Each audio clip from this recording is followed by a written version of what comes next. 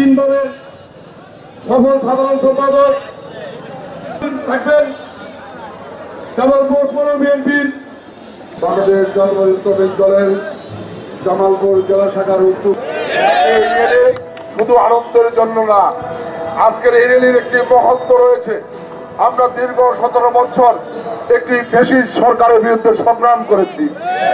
এই সরকার জনগণের ভোটের অধিকার কেড়ে নিয়ে 11 বছর 17 বছর ক্ষমতার মস্তক দখল করে সারা বাংলাদেশের মানুষের রক্ত চুষার মতো এই বাংলাদেশের অর্থনীতিকে চুষে খেয়েছে। জামালপুর শহর প্রদক্ষিণ করবে, সেই র্যালিতে আপনারা সুশৃঙ্খলভাবে অংশগ্রহণ করবেন এবং জেলা শ্রমিক দলের ব্যানার থাকবে।